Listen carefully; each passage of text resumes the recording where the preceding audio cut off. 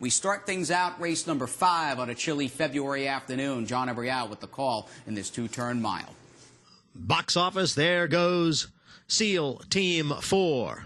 Down at the rail is Stall Walking Dude. SEAL Team 4 and Stall Walking Dude. And those two hook up early. They're heads apart for the lead. They've got 3 lengths on Box Office, who's now back running in 3rd.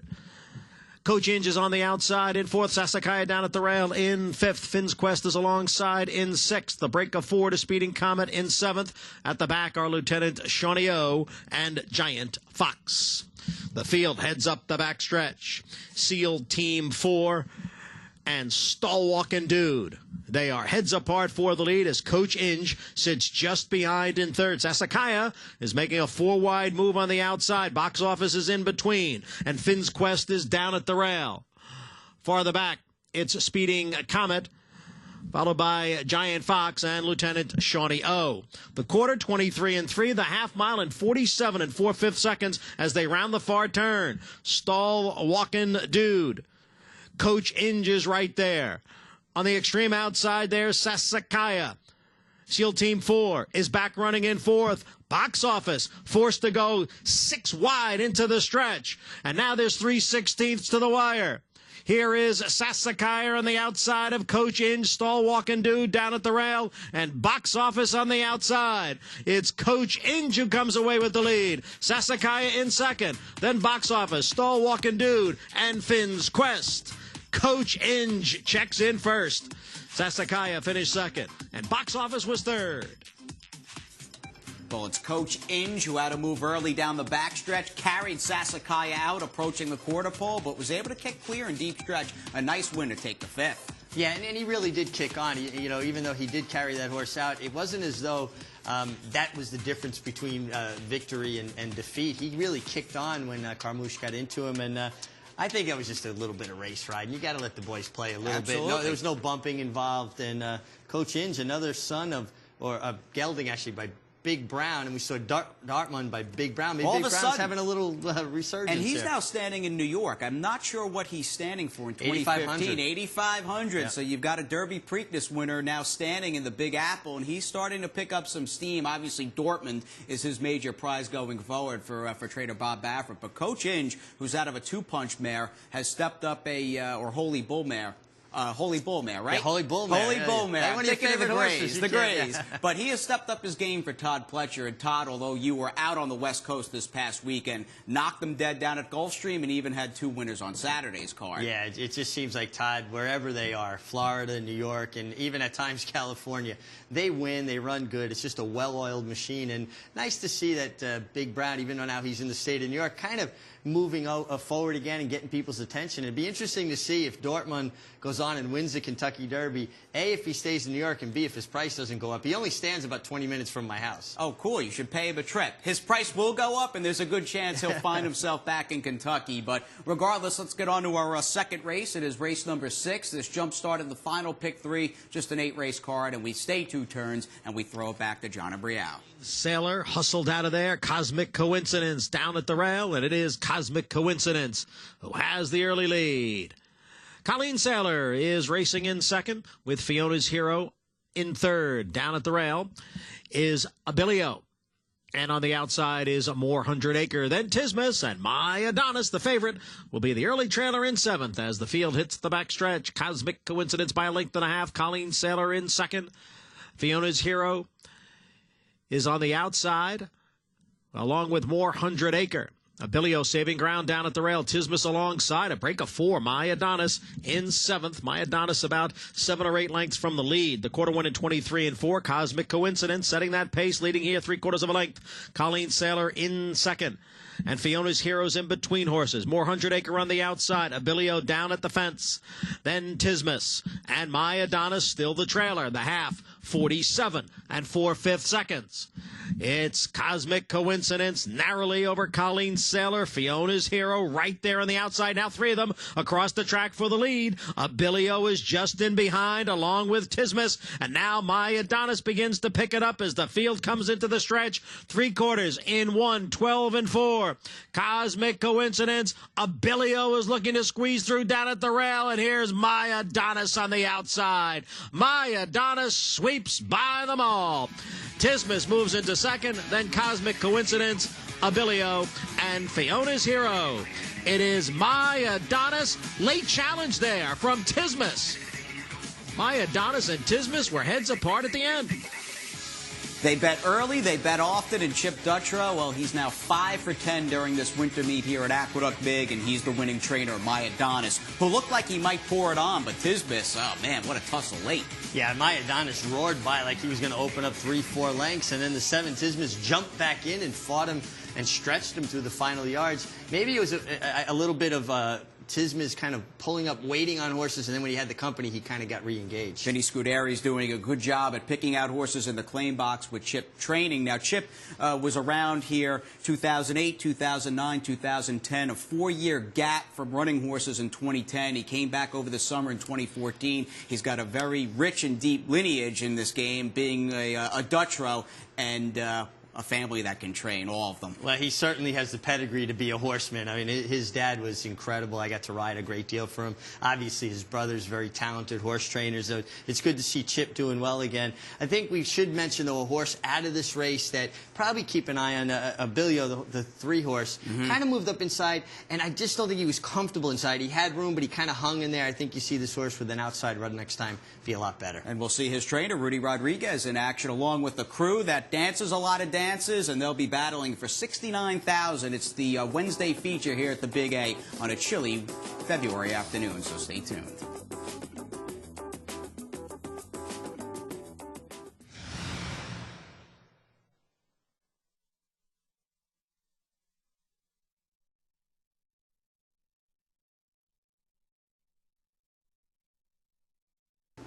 It's the Big A. What a pretty sunset. Equestrian in the foreground and the sky here at South Ozone Park, Queens in the background. The days are getting longer, and we're heading in the right direction. I always feel better when the days get longer. A little more sunlight. You know, it's not where we finish and we head home and it's always dark. Right. So in the winter, I start feeling like a mushroom. I get up in the dark, I go home in the dark. Even watching the show 6 p.m. on MSG Plus, it's nice when there's some light outside as opposed to it just being pitch black outside. Yeah, well, and it lends itself to being a healthier lifestyle when it's lighter later. You go outside, you take walks or take a run, and you just feel better about things. Hey, we're inside 4 weeks to the Gotham. It will be Gotham Day before we know it, but speaking of good stakes here on the inner track at the Big A, what about the feature? A $69,000 allowance. These are some solid older New York bred fillies and mares as we go back to Johnny I.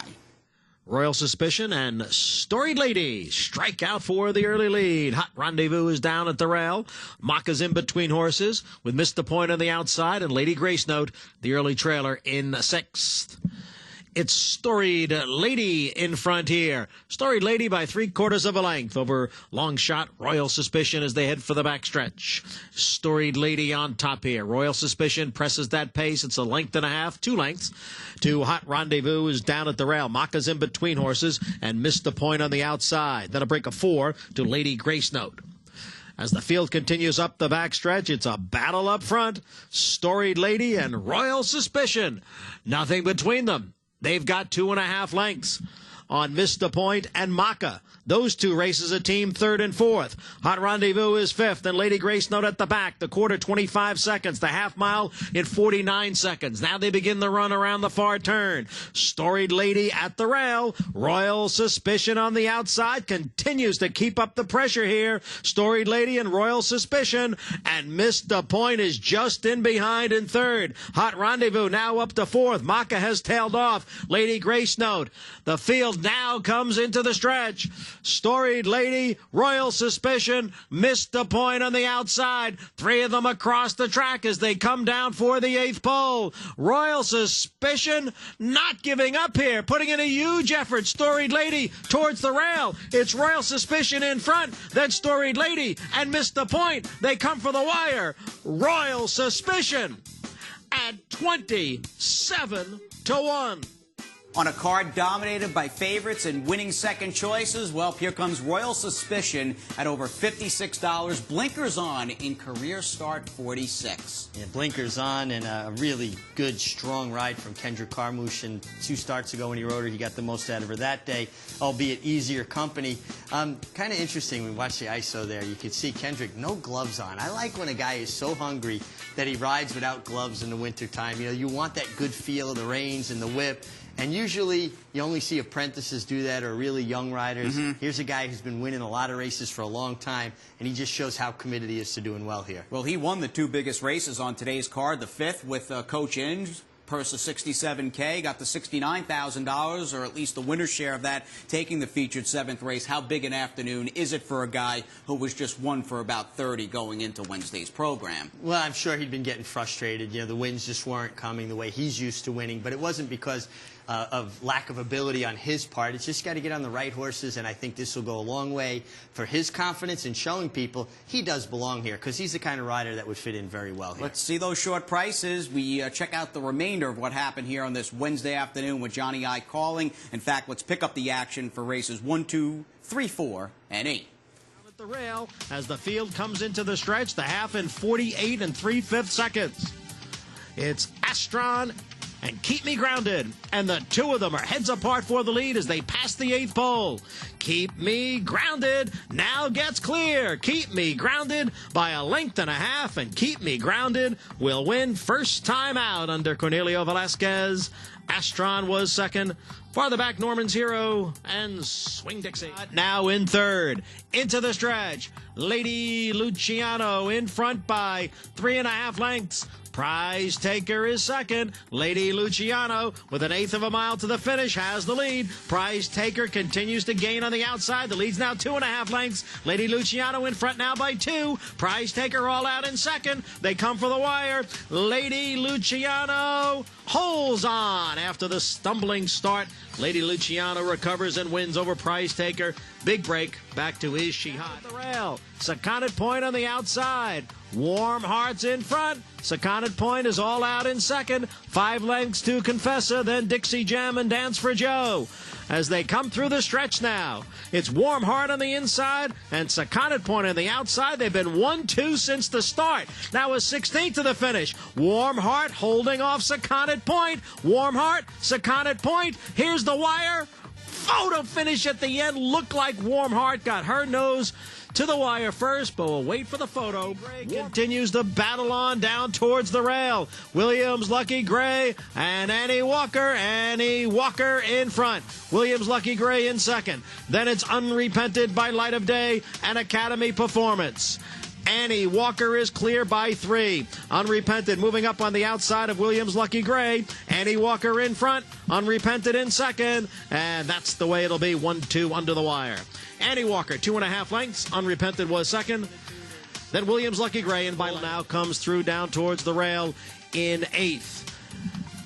And Ugger is the trailer. The half in 46 4 as they come down for the 8th pole. Domer challenged here by 8 cents. Hampton 5-1, gaining on the outside. 8 cents. Here's Hampton 5-1. Hampton 5-1 and 8 cents. Those 2 to the wire together and a photo in the finale. Hampton 5-1 on the outside, 8 cents on the inside. Day Johnny I needed his best. There were close finishes left and right, and a number of these races were decided by a neck or less. And I'll tell you, man, it was close in the nightcap as well, Mig, with David Donk's horse, Hamden 5-1, just up over 8 cents. And it looked like he was going to win by himself, or at least by a good half a length or more. And he just got there, and either the horse inside of him was fighting or he was hanging, but he finally got his nose in front when it counted most. And unfortunate for the runner-up, because he kind of made the first move at that pacemaker that you expected to come back, and wound up just falling a little short. Well, how about Hamden 5-1? 1 for 17 going into this race. Finally broke his maiden last time out, and he comes right back, albeit narrowly, to get the 2-lifetime claiming condition out of the way. Well, maybe he's learning the winning habit, although I still question it about how tough it was for him to get by that horse. And you see in his past some of his seconds, second by a head, second by a nose.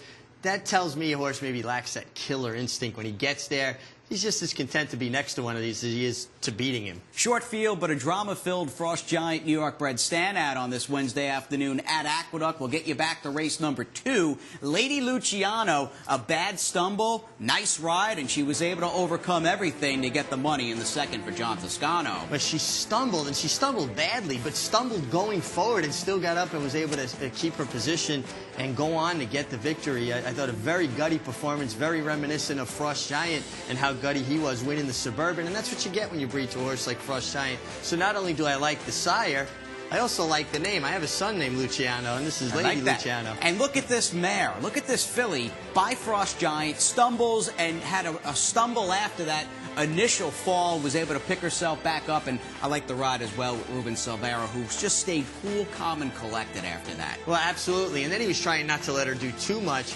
But the interesting thing is a lot of times you'll see a horse stumble, and it'll break all their momentum. She stumbled but kept going forward at the same time. I thought, all in all, a pretty spectacular performance by her. And like you said, a very nice ride by Ruben Silvera, who, to me, has really, really comported himself well this winter. Here's the man, Giants Causeway Gone West, standing for 10,000, a keen stud. He's got Loki's Vengeance, West Hills Giant, and a whole bunch of other good racehorses currently in training. Give Eric Bishop a shout as we check out, that is, the rider standings with another card down. And, of course, New York City's racetrack with the Big Apple in the distance there, and Erod Ortiz Jr. not riding today. In fact, he's in the midst of a 7-day suspension. Yeah, and you know, it's a long meet, so maybe it'll keep him fresh and he'll finish strong. I don't think his brother can rest on his laurels, though. Erod's been riding great, as is Jose, Manny Franco, a bunch of good, solid, good riders there. Angel Cruz, and how about Junior Alvarado creeping up the standings? Another guy who's been riding very well. And David Jacobson, a first-out winner today in the first race. Only 8 firsters he's run over the last 5 years, and we're talking about a barn that's probably started 3,000 runners. Well, usually his MO is claiming horses or acquiring horses and then moving them up. Here's one that obviously they had ready to crack first time out. And a number of outfits that are in the top of the owner standings here, in the upper echelon of the owner standings, are in that same spot nationally. David Jacobson, 5th currently in purse money, won $350,000. Rapoli Stables 8th, and Mike is actually 6 for 20 with 7 seconds on the year. Pretty good. Yeah, all the horses are running good. And when they're running second like that, a couple bounces go, different direction or your way, and suddenly you've added 3 or 4 more wins to that tally. No, I really like the effort from Coach Inge earlier today in the 5th with that early run. I think he's a horse who's still not realized his full potential. Whole bunch of claims. In fact, we had 1 out of the 1st, 1 out of the 4th, and the 6th proved most popular. Yeah, 6 very popular race at the claim box. Gary Gullo been very active at the claim box, and you see that when a trainer gets hot and is doing as well as Gary is, you get a lot of people coming on board to want him to claim horses. And Chip Dutrow won a race today. Tony Dutrow dipping in and taking one off Chris Engelhardt in race number 6. That was Colleen Saylor for $25,000. But a Thursday preview awaits along with Andy and Maggie Wolfendale, so stay tuned. We've got a lot more action coming your way from the Big A.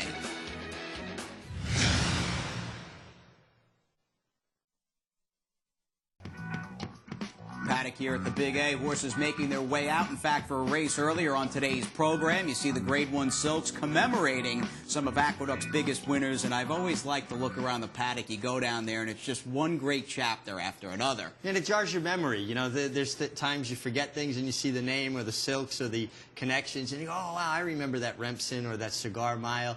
And that's the good stuff. I think the history of our game, without our history, our future isn't as bright. Well, and this is a facility that's been here for over a century. The new Aqueduct opened up in the late 50s. I think they dumped around $55 million into the place. They got it up and running. We're still here going strong. And, in fact, we'll spend a lot of time here at Aqueduct. At least we're scheduled to over the next few days, because we did begin a 6-day live racing week with President's Day on Monday. Got some stakes lined up throughout the weekend. But what about the Thursday card? We do have that Pick 6 carryover of $12,000 plus, and we've got Eric the Red, who can be yours for $50,000 in the second. Well, I like Eric the Red turning back. I think this is his comfort zone. This is what he wants to do. He's been running a bit longer. Last 2 starts, a mile, then a mile and 70. I think he gets back to his strength, and as long as his speed isn't too dulled from the inside where he gets so outfooted early. I think he'll have a good late kick here. It's all about the numbers in the second for Linda Rice and David Jacobson. Just a 6-horse field. Linda has entered 2, and David Jacobson has entered 2. And David has a horse, and how about this little Betfair Hollywood Park with Menando, who is not running over 17 months, and another Bob Baffert private buy for David Jacobson, who's coming back off a layoff that dates back to Labor Day weekend of 2013. I mean, we're talking over a year and a half here. That's quite a long layoff. Now, we saw David crack with a first-time starter today, so obviously he can prepare a horse, get them fit enough. But this horse is very slow, works on the tab, halves and 3/8, and I got to see it once before I jump on board. Now, maybe he'll fool me, but I can't imagine. I mean, what do you do with him after a year or that long a layoff? He's definitely a player in the race because it's only a 6-horse field, and he's got races on his page that make him a contender, and he's also got early speed. So he's going to be involved. I think he's vulnerable off the layoff. In fact, I am a firm believer that Eric the Red does not want to go long, and even though he's had some layoffs in the past, I think this is the right spot for him. But Palm Island's got some recency on Menando as well for Joe Orsino, and here's a horse who's getting some class relief. Well, here's a horse that does his best running when he shows speed. What happened to his speed? I know he got pinched back last time, but the start before he absolutely showed no speed. So is he just going in the wrong direction, or will he find that speed again tomorrow? We shall see.